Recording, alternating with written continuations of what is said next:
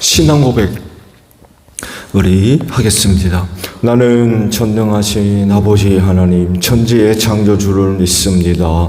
나는 그의 유일하신 아들 우리 주 예수 그리스도를 믿습니다. 그는 성령으로 잉태되어 동정녀 마리아에게서 나시고 본디오 빌라도에게 고난을 받아 십자가에 못 박혀 죽으시고 장사된 지 사흘 만에 죽은 자 가운데서 다시 살아나셨으며 하늘에 오르시어 전능하신 아버지 하나님 우편에 앉아 계시다가 거기로부터 살아있는 자와 죽은 자를 심판하러 오십니다. 나는 성령을 믿으며 거룩한 공교회와 성도의 교제와 죄를 용서받는 것과 몸의 부활과 영생을 믿습니다. 아멘. 찬송가 263장 부르시고 말씀을 봅니다.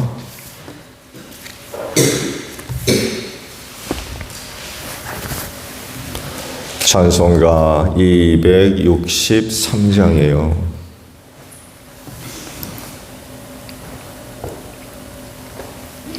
이 세상 험하고 나 비록 약하나 늘 기도 힘쓰면 큰 권능 얻겠네.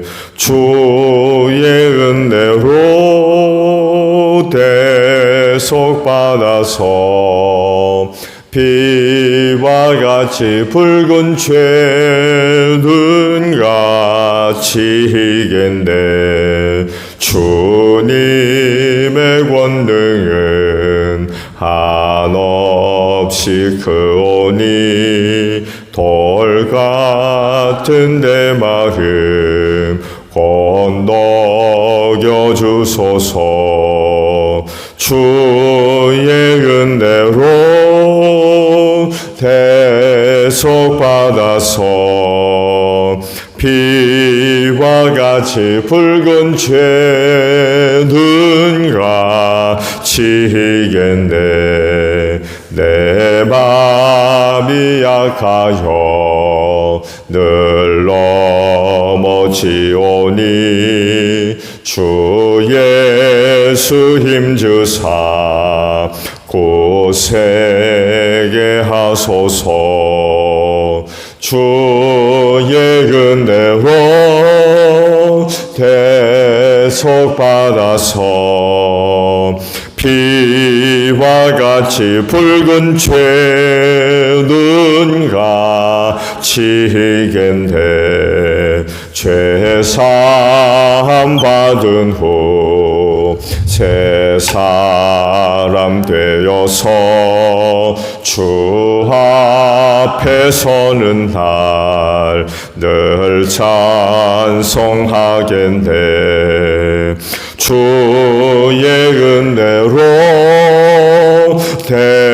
대속받아서 비와 같이 붉은 죄는 같이 이겠네. 아멘. 말씀을 봅니다. 호세아 14장이에요.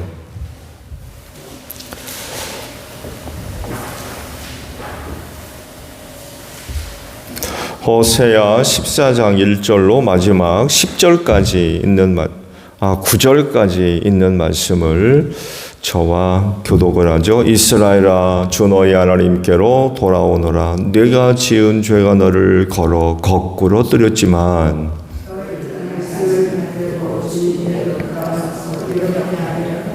우리가 지은 모든 죄를 용서하여 주십시오.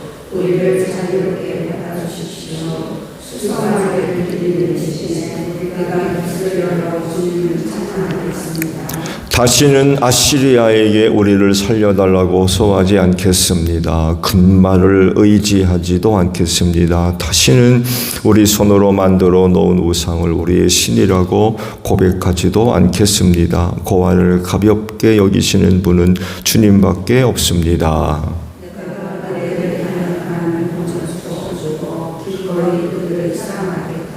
그들에게 품었던 나의 분노가 이제는 다 풀렸다.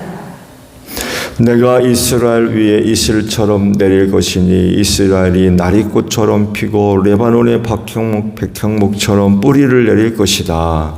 그 나무에서 가지들이 새롭고 올리브나무처럼 아름다워지고 레바논의 백향목처럼 향기롭게 될 것이다.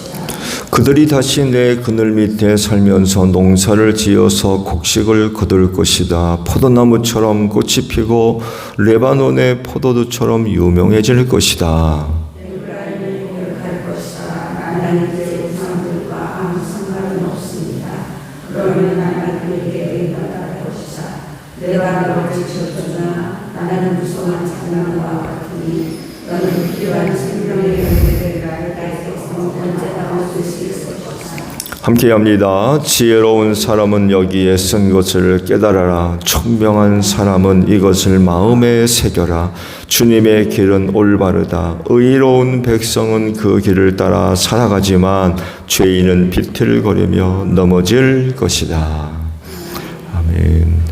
오늘 아침에는요 1절에 있는 말씀을 함께 나누려고 합니다. 다시 보면 이스라엘아 주 너희 하나님께로 돌아오너라. 내가 지은 죄가 너를 걸어 거꾸로 뜨렸지만 이라는 말씀입니다.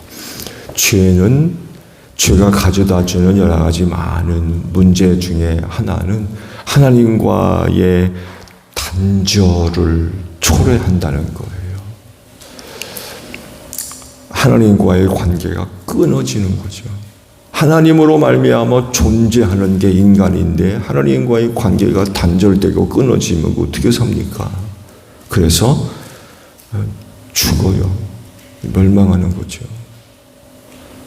하나님과의 관계가 끊어지면 멸망합니다. 살 수 없어요.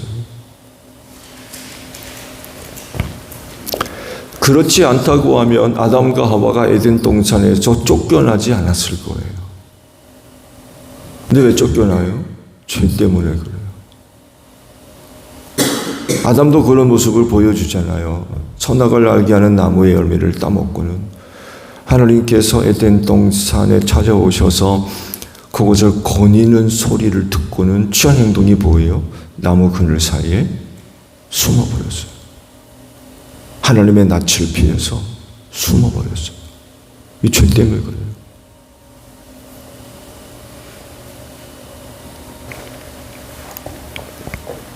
이뿐만이 아니라 죄는 하나님과 원수되게 합니다.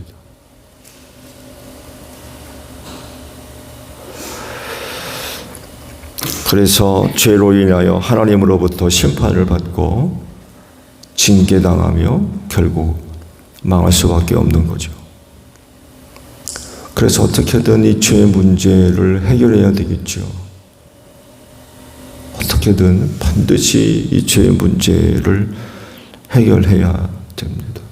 그래서 만들어지는 문제가 어떻게 이 죄의 문제를 해결할 거냐? 어떻게?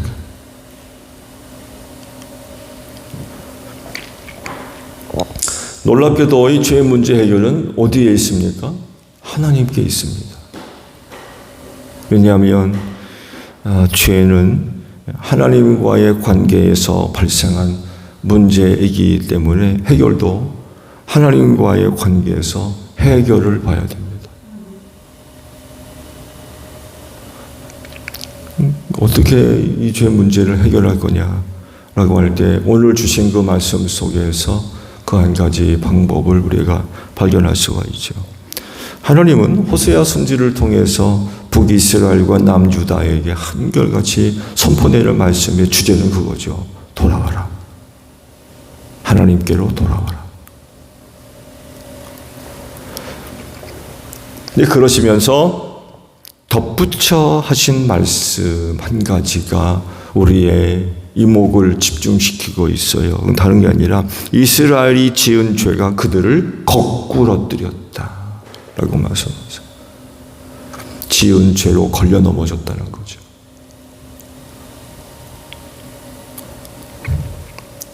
그래서 중요한 거예요.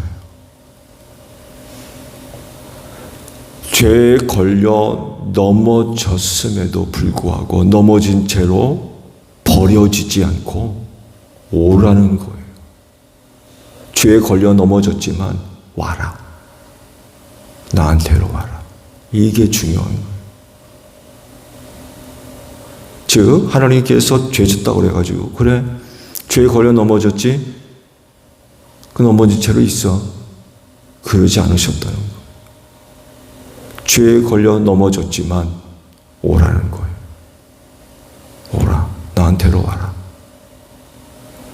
걸려 넘어진 채로 버려두지 않으셨어요. 나한테로 오라는 거예요. 그렇게 넘어졌지만 나한테로 와라. 왜요? 말씀을 드린 대로 죄 문제 해결은 하나님께 있기 때문에 그래요. 그래서 그대로 있으면 안 돼요.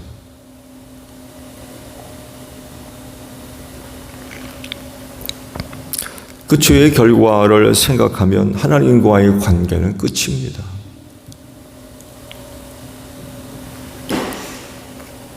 죄 때문에 더 이상 하나님과의 관계가 지속될 수가 없어요.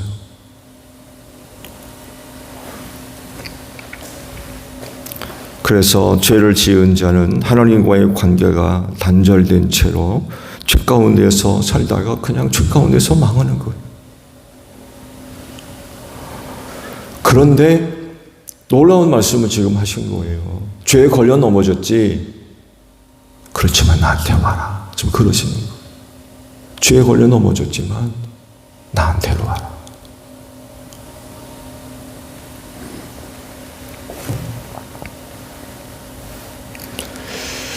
이 말씀대로 죄인은 그 무거운 죄의 짐을 지고 거꾸러진 채로 버려지지만 죄의 짐을 진 채로 또 죄에 걸려 넘어진 채로 버려지면 안 돼요. 그렇다고 해서 하나님의 곁을 멀리 떠나서도 안 되고요. 오히려 하나님께로 돌아가야 돼요. 오라고 그러시잖아요. 떠들어게 보면 기다리시는 거예요.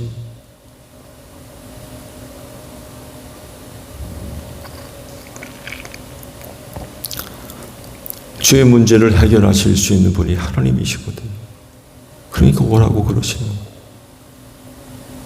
나한테 와서 죄의 문제를 해결해라. 죄를 없애시잖아요. 죄를 가볍게, 죄의 짐을 가볍게 만드시는 분이 아니라 없애시는 분이거든요. 그거 오라는 거예요. 죄에 걸려 넘어졌으니 상처가 얼마나 많이 났겠어요.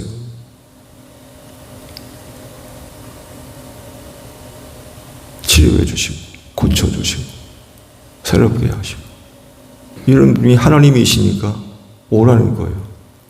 나한테 와서 실컷 두들겨 맞아라 그러시는 게 아니라 나한테 와서 고침받으라는 거예요. 그러니까 오라고 하시는 거예요.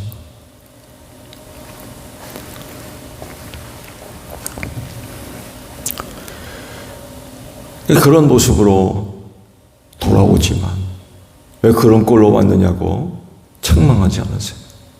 잘 왔다고 그러시는 분이 하나님이세요. 잘 왔다. 죄의 짐을 지고 얼마나 수고 많이 했니. 죄에 걸려 넘어졌으니 얼마나 많이 다쳤겠니. 잘 왔다. 그러시는 분이 하나님이시라.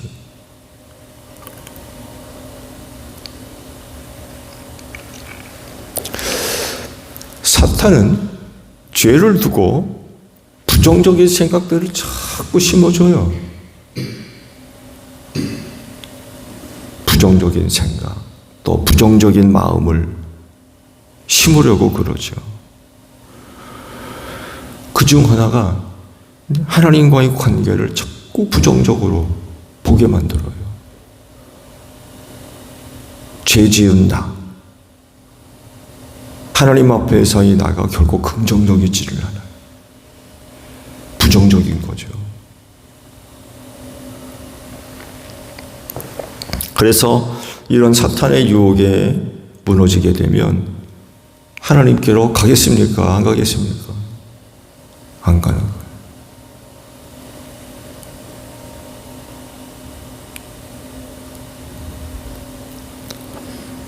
말씀을 드린 대로 마치 아담이 선악을 알게 하는 나무의 열매를 먹고서 그 하나님의 낯을 피해 나무 그늘 사이로 숨어드는 것과 마찬가지.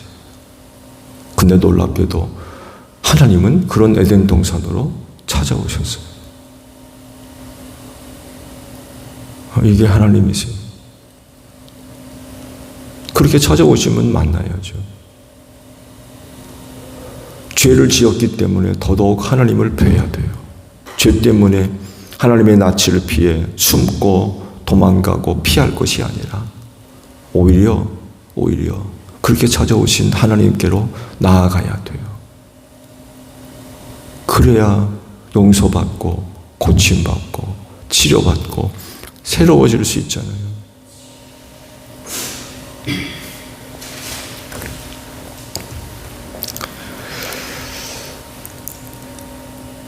사탄의 이런 유혹에 넘어지게 되면 그런 부정적인 생각, 부정적인 모습을 보여줄 수밖에 없지만, 그렇지만 예수님을 바라보면 죄인을 사랑하시는 하나님을 발견할 수 있는 줄로 믿습니다.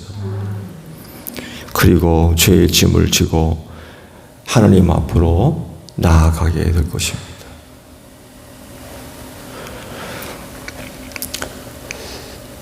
죄 유혹과 싸워 이기십시오. 우리 그리스도인들은 말할 것도 없이 죄의 유혹에 지면 안 되겠죠. 유혹은 받을 수 있지만 유혹에 지면 안 되죠. 유혹이 지면 죄 짓는 거잖아요.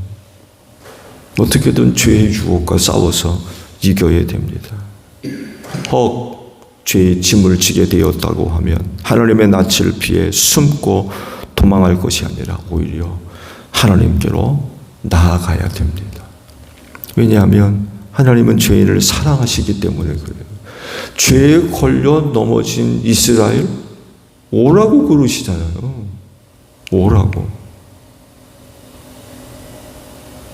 미워하시는 분이라고 그러면 죄에 걸려 자빠진 채로 내버려 뒀을 겁니다. 근데 그러질 않으시고 죄에 걸려 고꾸라졌는데 오라는 거예요. 나한테로 오라. 그게 하나님이시라는.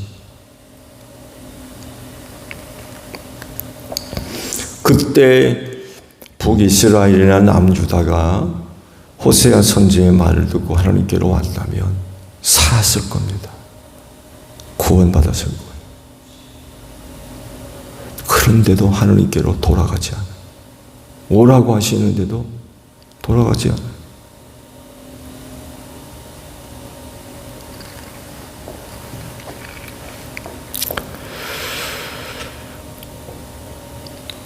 십자가로 죄를 이기는 여러분들이 되시기를 바랍니다. 지금도 하나님은 많은 죄인들을 향해서 내게로 오라고 하세요. 나한테로 와라. 그래야 죄의 문제가 해결되고 새로워질 수 있기 때문에 그래요. 오늘도 십자가의 보혈로 하나님의 거룩해 하시는 의의 은혜를 얻는 여러분들이 되시기를 바랍니다. 주기도문 합니다. 하늘에 계신 우리 아버지, 아버지의 이름을 거룩하게 하시며 아버지의 나라가 오게 하시며 아버지의 뜻이 하늘에서와 같이 땅에서도 이루어지게 하소서. 오늘 우리에게 일용할 양식을 주시고 우리가 우리에게 잘못한 사람을 용서하여 준 것 같이 우리 죄를 용서하여 주시고 우리를 시험에 빠지지 않게 하시고 악에서 구하소서. 나라와 권능과 영광이 영원히 아버지의 것입니다. 아멘. 기도하겠습니다.